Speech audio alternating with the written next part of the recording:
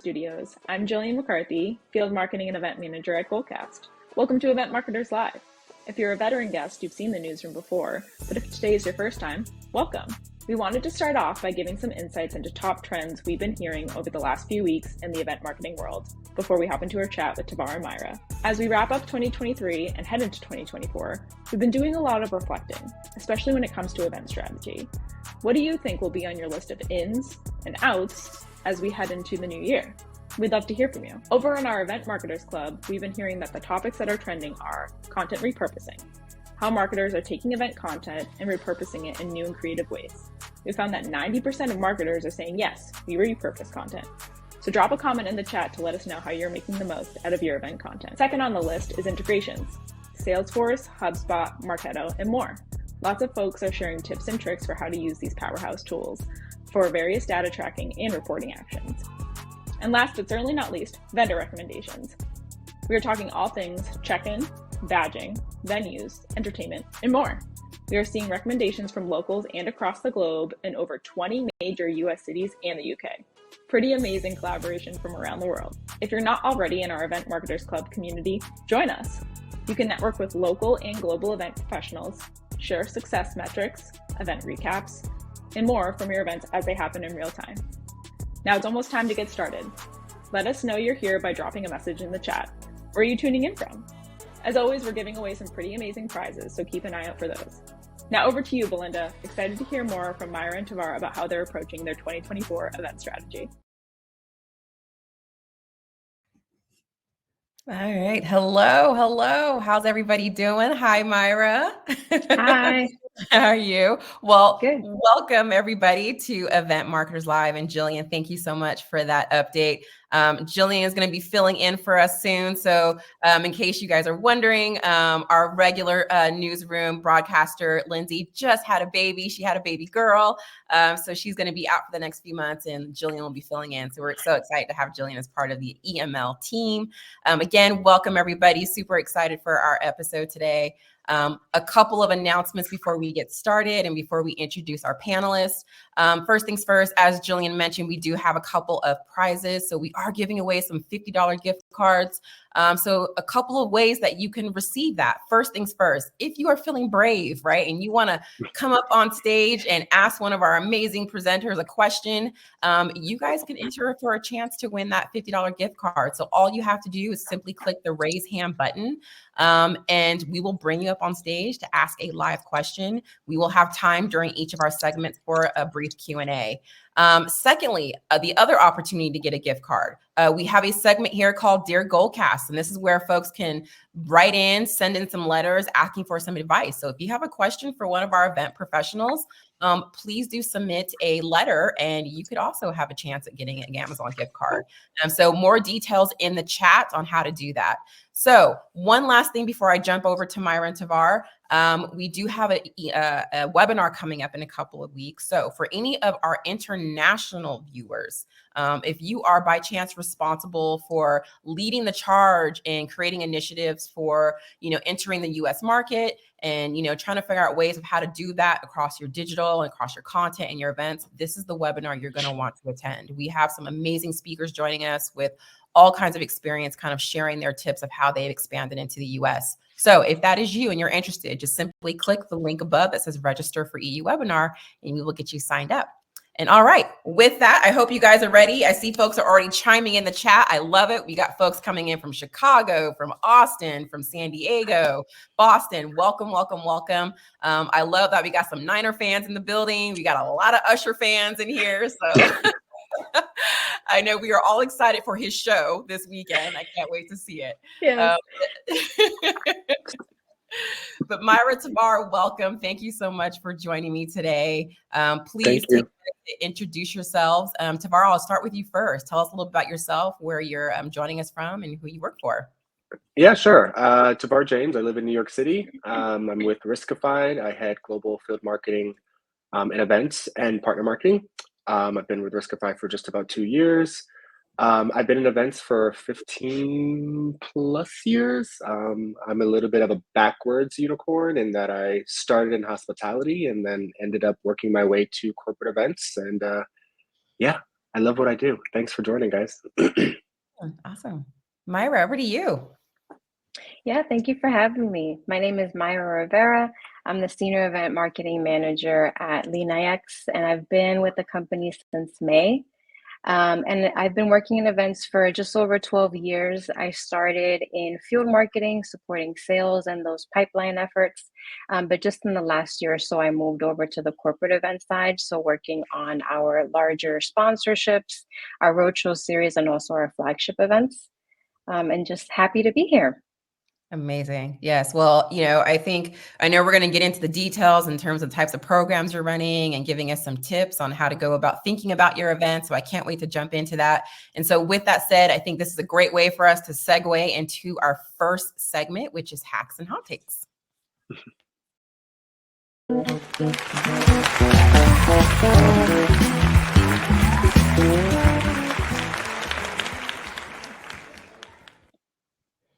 All right. So this is one of my favorites because we're always looking for ways to be really efficient and really help us get our day-to-day done and be more productive.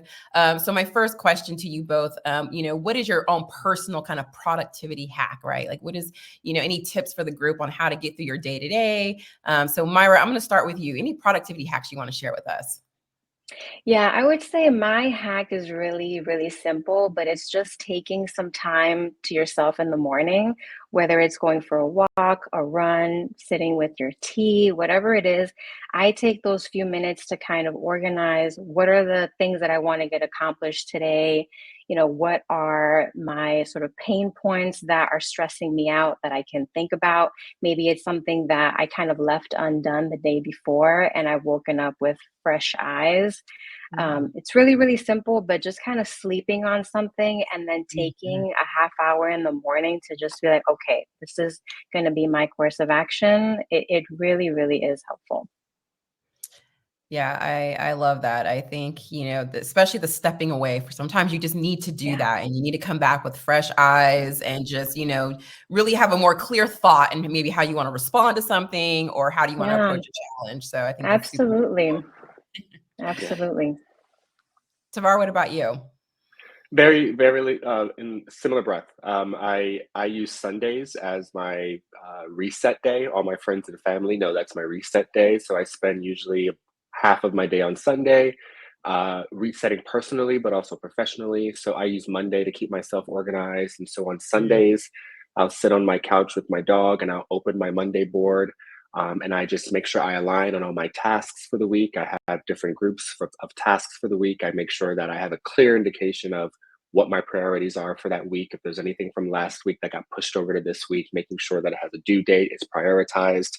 And so I do that on Sundays to make sure that on Monday, when I start my week, that I'm ready to go. I know exactly what I'm tackling. I know exactly what my priorities are. So I know a lot of people are like, nope, my weekends are my weekends. And I support that. And I definitely think you should stick to that. But taking maybe 15, 20, maybe even 30 minutes out of your Sunday to just organize your week and get ready for Monday, I think is super productive. And if I could throw a second one in there, kind of similar to what Mayra mentioned, is, take some of your calls for work outside. So if it's like a one-on-one with your team or a one-on-one with one of your ICs or even a one-on-one with your own boss, it's okay to suggest, hey, can we take our call while I'm taking a walk or walking my dog or off video? Sometimes that helps drive production or productivity and creativity when you can have conversations outside of the usual office space or home space. So give that a shot. I love that. I love that both of you are just like very intentional with your time, right? And I think, as event marketers, right, we just, especially working remotely, right? It's so easy just to get bogged down in all the tasks and, your head's down all day. And before you know it, it's like 8 p.m. in the evening and you haven't even gotten up from your desk. But and it's a lot of work and can be overwhelming and stressful. But I think it's important. I'm such an advocate for self-care and just taking care of yourself. And so even just the little things like that, taking the call, go on a walk while you're taking a call and just getting some fresh air. So I think that's really great advice, right? You need to take care of yourself. Absolutely. Yep. Now, Tavar, while we still have you, thank you both for sharing those amazing tips. So I think some of the folks here also agree with you guys on that. But let's talk about now, like some of the programs you're working on, right? So you guys are definitely doing a variety of events. I know, Tavar, like you have kind of rethought your own event strategy and focusing more on, smaller events or field events versus maybe sponsoring big shows. But, with the diverse portfolio of events that you do have going on, I know creativity is important and experience. So, what is sort of an important tip you want to share in terms of, how you're going about, executing and planning on some of those programs? Yeah, first, all the credit goes to my team. They're the ones that plan and execute all these amazing experiences. I like to tell my team, you guys are the stars. I'm just the stagehand, just to make sure you have everything you need. But with that being said, I encourage my team to diversify the experience. And I think that's just across our entire events portfolio, right? Like, even if it is a third-party trade show, you should be thinking about the before, the during, and the after, right? So when the trade show door closes, how are we engaging with our customers or our ICPs or our accounts? When before the trade show door opens, how are we engaging with them? So diversifying the experience, looking outside of the trade show floor. Are there things that we can do from like a networking perspective offsite? Are there little dinners that we can host for different groups with our salespeople? I think diversifying the experience is the ticket moving forward. And the reason being is because we're finding that the newer generation of events attendees are not how they used to be. They like to be entertained and engaged in different ways. And so it's not a one size fits all mentality. You have introverts that maybe are a little bit scared to hit the trade show floor and be amongst 50 people talking at a booth. And then you have the extroverts that really don't want to be in a 15-person dinner. They want to be more out there with larger groups of people. So just finding a way to kind of touch all the different personalities and all the different age groups across the demographics is going to be important. So my hot take is to try your best to diversify your experience and make sure that your events portfolio doesn't look like a one-trick pony. Yeah, that's 100%, like exactly that. You said it right, hit the nail on the head. Like, as far as it's not a one size fits all, like you just cannot take that approach. And it really comes down, right, to understanding your ICP, like who's your audience, and really getting a feel for what they need and making sure that you're able to adapt to that. So I think that's a great tip there. And Mayra, you're actually doing kind of something similar to that effect, aren't you? Yeah, my hot take is really similar to yours, Tavar. I mean, it's really being intentional with the engagements that you're having on site, whether it's your own self-hosted event or a sponsorship, just trying to incorporate those sort of small group interactions. So if you're doing a sponsorship, instead of trying to be flashy, among other larger companies, maybe try to schedule all your one-on-one meetings, those intentional preset conversations. Maybe it's scheduling a small demo at your booth, but kind of that one-to-one, scheduled time. Maybe scheduling, a 10 to 12 person dinner, something small. It's not necessarily really intimidating, but just presetting these engagements can really maximize your experience at a sponsorship.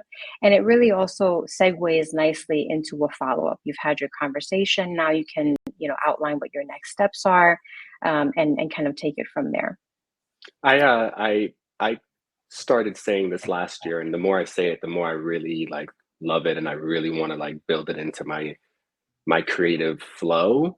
But I've been really big on big moments and pocket-sized environments at scale.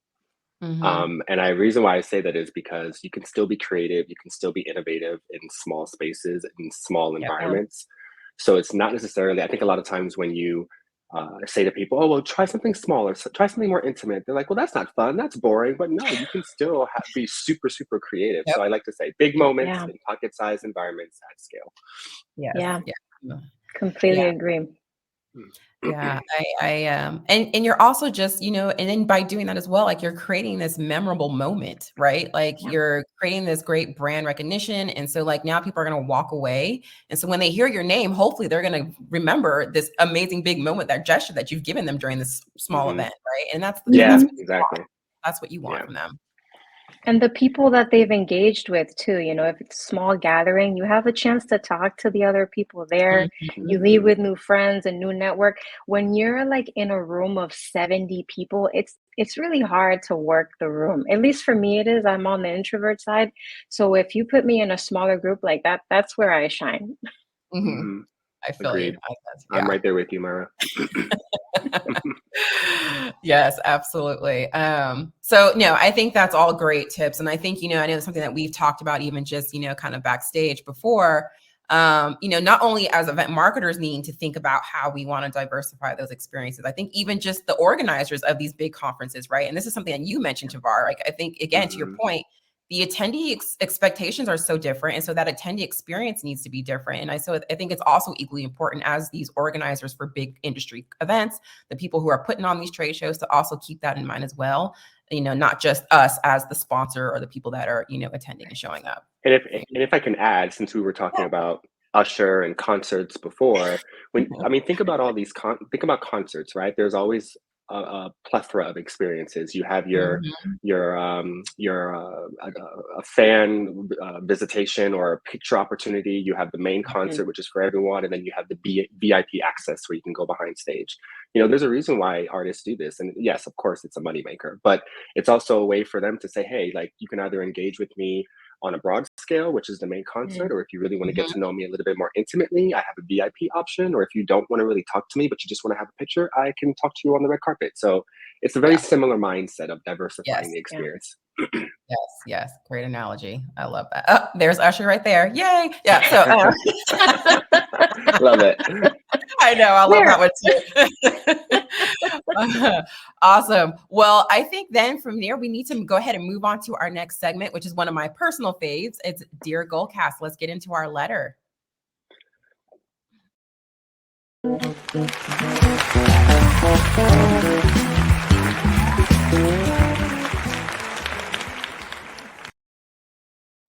Dear Goldcast, I need to develop a budget and strategic plan for allocating funds for organizing events. The decision-making process on where to invest these funds feels like a daunting task, and I'm seeking guidance on how to approach it. There are so many options and directions to consider, each with its own set of potential benefits and risks. I want to ensure that the decisions I make align with our overall goals and objectives. How can I strike the right balance between investing in events that promote our mission and being fiscally responsible? The questions I keep asking myself are, should I prioritize certain types of events over others? What criteria should I use to evaluate the potential return on investment for each option? How do I navigate presenting these decisions to the stakeholders involved? Your guidance would be immensely helpful in helping me navigate this complex decision-making process. I appreciate any ideas you can offer that will maximize the impact of our investments. Thank you, a marketer seeking strategic direction. What a great question. Absolutely. And I think very much a common one, right? Something that we all think about. And, I think especially these days as, budgets are getting cut. And so we're still being asked to produce more with less. And so I think this is very important because we do need to really think about then, okay, where are we going to make those investments and making sure that we're getting the most out of them? So, Mayra, I'm going to pass it over to you first. Kind of what would be your response to our writer? Yeah, I would say that first you want to meet with your stakeholders and just get an understanding for what the goals are, what success would look like for them. Is it just pipeline building, or are you also looking to build awareness? Because that's kind of diversify and bring a mix of activities into your plan. I also like to look at the pipeline and let that guide me too. We have a great marketing operations team, and they build reports to show us like in what regions do we have healthy pipeline for the next few quarters and where are we struggling a little bit. And in those areas where we need to build pipeline, I like to think of sponsorships. Some things that you can use when evaluating a sponsorship is obviously looking at the attendee list. Is your audience going to this event? How big is this event? If you're a small fish, I don't know that you want to be at like a 50,000 person event. You're going to get lost. You want to look at the conference agenda. Are the topics covered? Things that your company can speak to and that your product offering can support. Are these people going to this conference with a mental space for what you're selling? And then you also want to review the costs, obviously. What are you getting the most bang for your buck? Does it include a booth, a speaking opportunity? Do you get a private meeting room? Do you get any support with scheduling one-to-one meetings? You can also ask to meet with a prior sponsor and get feedback from another event manager or another person from a different company that went to this event. Like, was it valuable to them? They're obviously going to pick, someone who's going to speak well, but I do think it's helpful to, get a review from someone. And then from moving along pipeline, do those small self-hosted engagements, a small dinner, maybe it's a virtual engagement. I used to do a lot of virtual wine tastings, virtual cooking events, and it's a good way, a non sort of intimidating way to learn more about a company without having to drive somewhere, leave the comforts of your home, or really go too far out of your way to participate. And lastly, I would say don't make a plan that involves more than you can deliver on. I'm on a small team. We're one of 3 people on the global events team at LeanIX. So I'm not going to commit to 40 events a quarter. We can't execute on that. So just try to be realistic with what your capacity is. Yeah. Those are all really great tips there. I think, yeah, so definitely look at the data, right? Really pay attention to where you're seeing the most value there and doubling down on that. And then yeah, you can get creative, right? There's so many other things that you can do that are less costly to still show up at these events. Mm-hmm. Yeah. Yep. I would definitely echo everything Mayra just said. And I want every single event marketer on this call to be okay with saying to your sales folks and to all your stakeholders, all events are not created equal. It's just the reality of it. There are some events that require big investments, and there are some events where you really just want to buy a ticket, send some BDs, and that's it. When you think about planning the budget, the first thing that I would always say is come with a suggestion, come to your stakeholders with a proposal. Sales, when you look at sales folks, and those are usually your main stakeholders when it comes to getting buy-in for your event strategy, time is money. So anytime you take away from them to plan budgets, to plan against your events portfolio, you're taking money out of their pocket, because that's time they could use towards selling. So I would suggest that everyone always comes with a baked plan, or somewhat of a baked plan, and somewhat of a suggestion to put in front of your stakeholders. So whether it be a fully baked events portfolio or event strategy, or whether it be a half-baked one, come with some suggestion of what you want or what you think your future portfolio should look like. So how do you do that? You can align, first and foremost, you want to make sure that you align your budget with your revenue targets, right? So I manage a global team, and so I know my revenue targets for each one of my regions. And so one region does get a bigger slice of the pie when it comes to my events budget versus another region, right? Because that is how their revenue targets are for the year. So align your budget with your revenue targets, because that's the best way to make sense of the funding that you're giving to your different teams. Include your sales stakeholders. Make sure that they're part of the process. Planning your event strategy should not be done in a vacuum. It should not be done in a silo. You definitely want to include your stakeholders. Like I said, just come with suggestions, come with a plan, have a voice, but definitely make sure your sales stakeholders are involved. Present spend and ROO from last year, right? So that goes back to what Mayra just said. Come with data. Make sure that you have information from previous years, and if this is a net new event that you want to invest in, make sure you have some sort of data that's helping you make an informed decision. And then I think the last 2 things I would mention is leverage your partnerships. That is the best way to tap into some cost sharing, making sure that you're using the partnerships that are within your channel teams, and seeing if there's any strong partnership opportunities where they can do a 50% cost, 60-40, 70-30, whatever the case. Every dollar helps. So lean into your partnerships. And then the last piece, this is more of a win for some of you guys. Your sales team is always going to come to you and say, hey, we want to try this event, or hey, we want to try doing this, or hey, can we do this dinner for this account? Always save a little bit of your budget for ad hoc or pop-up meeting requests. Because to you have this little bucket that you can play with, but to them, you made a miracle happen. So always make sure you reserve a little bit of your budget for ad hoc or pop-up events requests. Those are my suggestions for planning your budget. Yeah, that's great, Tavar. Yes, have a slush fund for sure. Yep. Just automatically, I think it's great to have. And, I agree with all the points that you've made, and, nothing really to add there in terms of how I would do things differently. I mean, all of those things that you mentioned, we kind of practice. So just some examples, when we go through our yearly planning, our head of marketing makes sure she goes on her little kind of internal, roadshow tour, right? So we're hitting all the departments and we're sharing the full picture of like what marketing's got planned, what events we're hoping to do for the year, right? And this is an opportunity, now, again, to your point, Tavar, you don't want to be in a vacuum. You don't want to keep that information to yourself. So this is the way that we can at least share that, get their feedback. Like, is this format or these events going to be helpful for you? And as you're going after these target accounts, like, is this what you need? Right. And then, we have a conversation and then we can continue to build on that from there.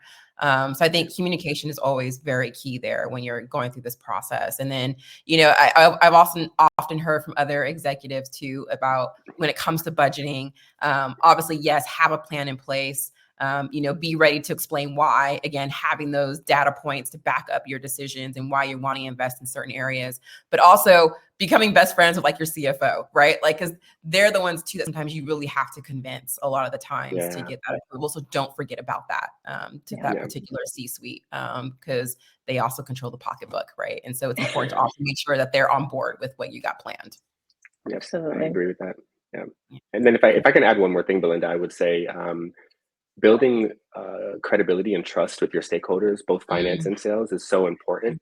And so what you want to do for my people leaders on the call, you want to make sure that you are asking your team, or always having your team treat their sales partners or their finance partners almost as if you are an extension of them. You are an extension of your team, right? So it's sales and marketing. It's not sales versus marketing. It's not sales over here and marketing over there. It's sales and marketing. I'm an extension of your team. I think building that camaraderie, that level of trust, and that credibility goes a long way when it comes time to building out your events portfolio. Yeah. I think it's also important, like you said, this plans aren't created in a vacuum. Getting their feedback. Have you been to this event before? What did you think of it? After you do a sponsorship, having the debrief and collecting like the highs and lows from the event, just making them feel like they have a voice, because they do. If you don't have their buy-in, they're not going to the conference. You're not going to get the staff that you want to your events, or the support with, with anything, with the follow-up or anything like that. Exactly. Well, I think with that said, it's a great transition then into our next segment, which is actually about working with sales. So before we jump into that, thank you to our listener for submitting that question. And just a reminder, if anybody has a letter that they would like to submit to us, please feel free to do that. We always love to hear from you. So with that said, let's jump into our working with sales segment.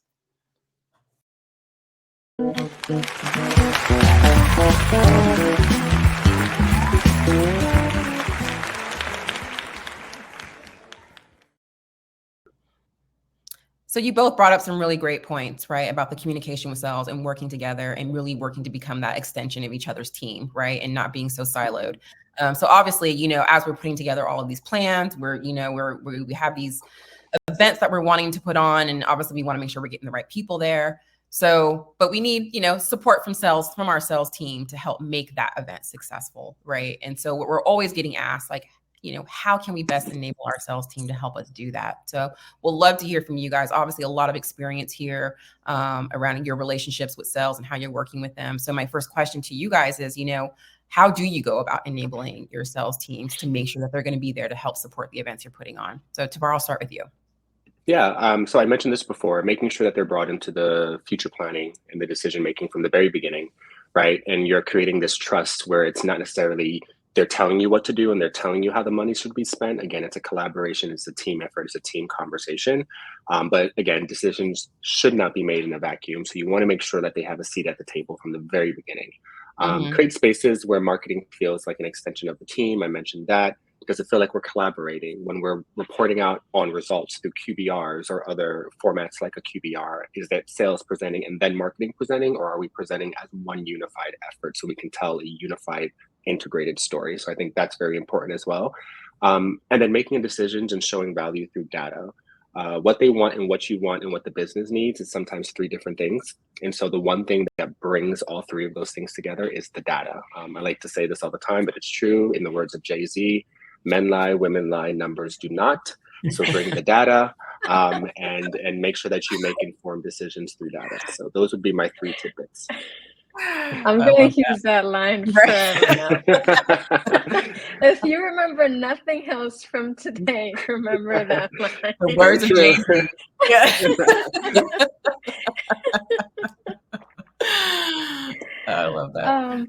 I would say my tips really echo yours, Tavar, and maybe, just taking it from the how to enable them for specific events.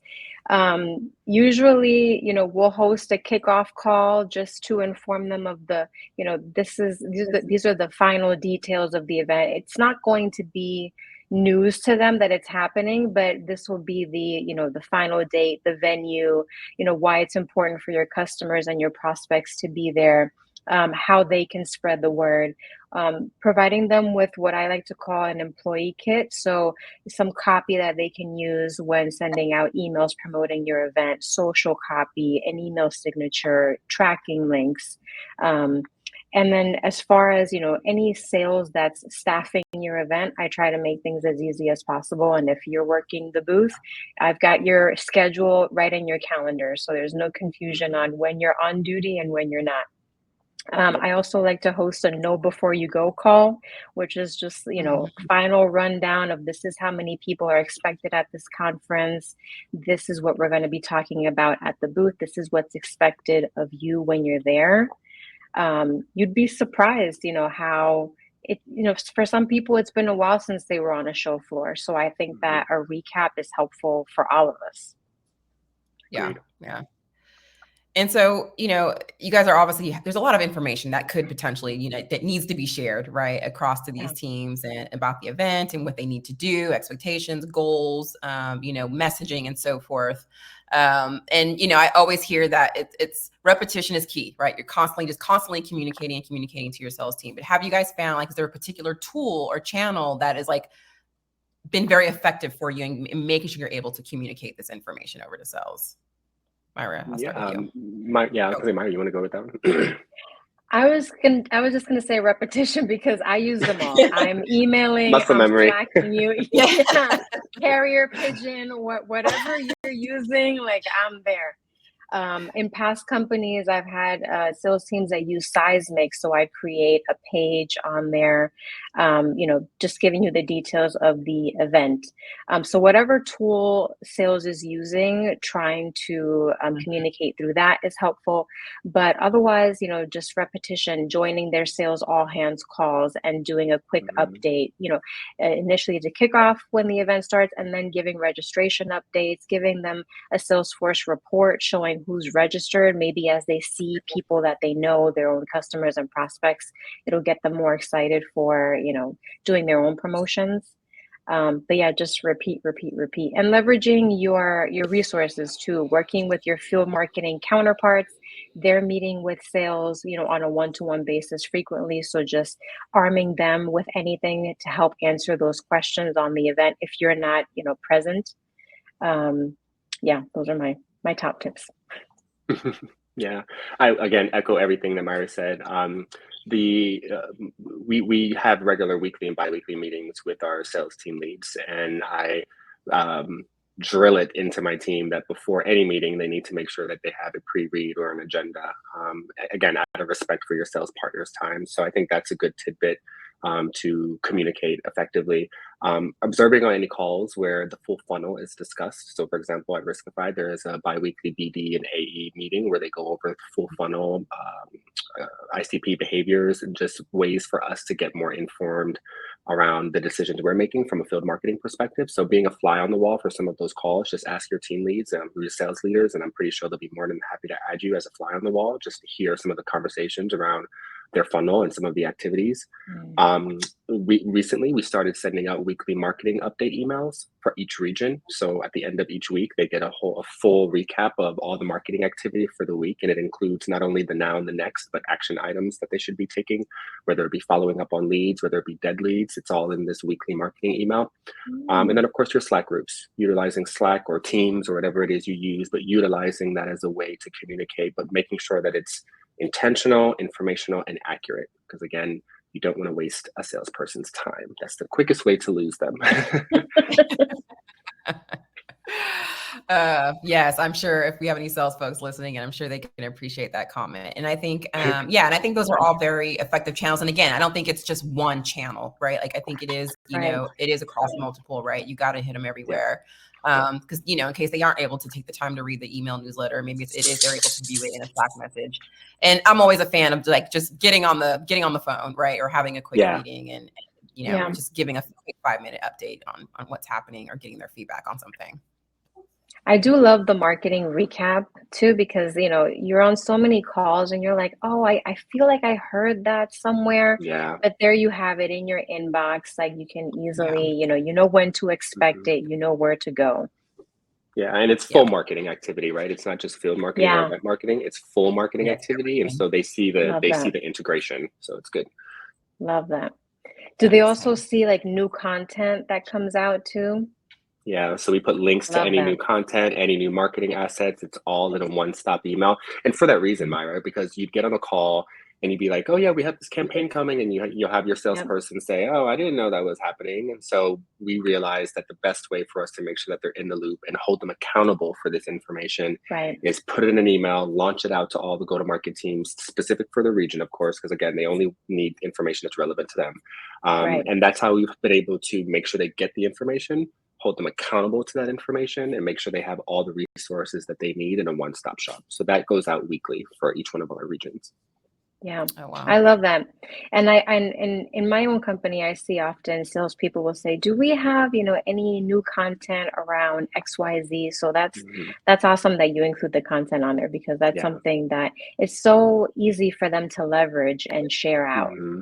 Yeah. And it's definitely, it's alerted them in many ways of also the action items. Like you need to update Salesforce after an event or things, the team puts at the bottom of the email action items in red of things that we need them to do. So even if we did talk about it in a retro after a conference and they forgot about it, oh, you have your marketing email. Don't forget, go on Salesforce, update your campaigns. And so it's just a great way to communicate with them in their language. Right. That's great, Tavar. Yeah, and curious to know if anybody else has any other tips. Please do feel free to share those in the chat. So my final question here, as far as for this segment goes, obviously, we do all of this work leading up to the event. We obviously get sales support and make sure we're getting in front of the right people and they're showing up. But the follow-up is just as equally as important, obviously, right? And we want to make sure that they're being followed up on in a timely manner. So how do you go about, making sure that, again, going back to holding them accountable and making sure that there is proper follow-up once those events are over? Tavar, I'll start with you. Oh, okay. Going back to what going back to what I just mentioned, making sure that your action items are noted, any kind of communication. And one of the other benefits of this is that they're exposed to the full go-to-market team. No one wants to be that person that's not following up with their leads or not taking proper action. And so it's, again, a way to hold them accountable in a very visible or transparent way, I should say. Friendly competitions on a quarterly basis around lead follow-up. Obviously, partnering with your revenue enablement teams to make sure it's an approved competition, of course, but finding a way to make it fun. They're salespeople. They like competition, right? So finding a way to make it fun is always great. And then last, keep your sales team leads in the know of how things are progressing. Don't wait until it's bad to raise a flag, is what I like to say. Don't wait until it's bad to raise a flag. Keep them in the loop. If someone is falling behind on lead follow-up or updating Salesforce or updating whatever you use after an event, keep your team leads close so that way they can help drive the message forward. Great. I would echo all those same things. And I would also add that I like to have a meeting with my sales leaders before the event takes place, just to also clarify, especially a sponsorship, like the reps that were there are going to follow up with the people that they connected with on site. And then the BDR team is going to follow up with everyone else, or what are we comfortable with? Because you don't want any confusion, or you start uploading the leads, they're automatically routing, and then people are following up, but that hasn't been discussed. So try to have a conversation about, what the expectation is once you have the leads in hand before the event takes place. And also work with your marketing operations team, make sure that you've got a dashboard, your reports all together, so that once those leads start flowing, you can see, which ones haven't been actioned on, what discovery meetings have already been scheduled, what's the outcome looking like already. Yeah. Agreed. No, Yeah, I think you brought up a good point there too, Mayra, right? Like making sure you're having those goals and expectations set way before the event even happens, right? So they're Yeah. ready to hit that ground running. They know exactly what, again, to Tavar's point about the call to action, right? They know exactly what needs to happen as soon as that event is over. You hear now that window of time is getting shorter and shorter, it seems like, once an event is done. Mhm. They always tell you hit them like 24 to 48 hours. And even now that's too long, right? Even 24 hours is Yeah. too long. And so you need to be ready and make sure your reps are ready or armed to go to do that follow-up. So we do have time. We have a couple of minutes left for some open Q&A from our audience, and we have some submissions here. So so I'm going to hit the first one here. I'm going to go ahead and share this to the screen. It looks like Jillian submitted this on behalf of Gazwan, and he's asking, what conferences and events, in person or online, do you attend to learn more about the latest and greatest in event promotion? So any resources you guys go to get you to help you out? There's so many. I like there's honestly so many industry organizations, and I'm one of those people that I'm like, oh gosh, can someone just consolidate this for me and just I'm almost asking the same question, like what's the good ones these days? But there's just so many. I'll tell you the ones that I've gone to, not only just from an event promotion perspective, but just from an inspiration and staying up to speed on the industry. Um, I used to always go to IMEX, specifically Oh, yeah. IMEX Frankfurt. I actually love the Frankfurt one versus the Vegas one because it's a little bit smaller, so it's a little bit more intentional with the connections and the vendors that are there. But both of them are amazing. I've been to Vegas as well, and it's a ton of fun. And you do leave that conference feeling super inspired. At least I did. I've been to SEMA for the first time last year, and that was a great experience. I really love how focused that organization is in advocating and protecting the event marketer and not in ensuring that we're not getting bogged down by a bunch of vendors. There's like a very healthy event planner to supplier ratio. So I do really love SEMA. And there are a lot of like small chapter like organizations or regional like organizations that have like meetups in your town or in your major city. Those are sometimes a great resource for you to learn from other industry professionals. Obviously, not at the scale of some of the others I mentioned, but if you want more of like that fireside chat or let's have a conversation over a glass of wine with some other fellow event pros, I would tap into some of your more local organizations like Site or MPI chapters, or Events Connect. So there's a ton of them out there, but those are a few that I've interacted with that I've found to be very, very, very nice. Oh, I love that. What a wealth of information. I feel like it's only recently. So I did a training actually last week on Monday. Myself and my manager and my other colleague, we did it together. Let me look at the name. It was through Chartered Institute of Marketing. They're actually UK based. It was about a 7-hour training virtually, which can be, difficult doing online, but the organizer is very lively, which you have to be on Zoom. And I felt like she went over things that weren't necessarily new, but they were kind of new in terms of it's all very kind of process focused, which is kind of the way that I approach things is kind of very methodically. So one thing that she talked about is just thinking about the customer journey at all points. When you're thinking about your giveaways, when you're looking for your venue, when you're thinking about your communication, think about the customer journey. So think about the journey for your customer, for your prospect, for your partner that you're communicating with, and just kind of map that out ahead of time. So that's definitely one organization that I would look into. Can I add one more thing, Belinda? I know we're almost at time, but I think it's very important. I think it's very, very important as we all try to like sharpen our knives on event promotion and appealing to a wider demographic of event attendees. Sometimes it's great to tap into organizations that are a little bit more specific. I'll give you one good example. The National Coalition of Black Meeting Planners is an organization that I have recently tapped into, and it's open to everyone, but they really do focus on how do you reach the colored diaspora of event attendees, right? And so there are nuances when it comes to language, when it comes to things that appeal to us, when it comes to culture, artistic influence. There are things that you can do to influence your events attendees. And so sometimes when you step out of the general big arena like an IMAX or an Event Planner Expo, and you do get a little bit more specific, it does help you figure out more creative ways that you can reach not just certain demographics, but just be more diversified in your planning. So I would definitely research some of those organizations like that one who are a little bit more specific in what and who they tailor to. Sure. Yeah. And I think the last thing I would add, aside from just even attending events or workshops, I think even just pay attention to the brands that you like and how they're doing things. I think, follow some of these brands. I think it's great tapping into your network and your community, see what other people are doing. We're all kind of repurposing things that we see, right? And getting some inspiration from a lot of the other ideas that are coming from other organizations. So definitely, take a look at that and maybe start following some brands that you like and how they're going about promoting. Yeah. So. I think it's also nice to maybe have one goal a year to go to one of these events or to do some kind of a training, because, I don't know about you guys, but you just do so many events and you're so busy that you don't necessarily take the time to learn, like, how can I be doing this better? There are other people that I can learn from that have a lot of wealth of information on how I can be working smarter, not harder, Absolutely. Yes. Absolutely. Yeah.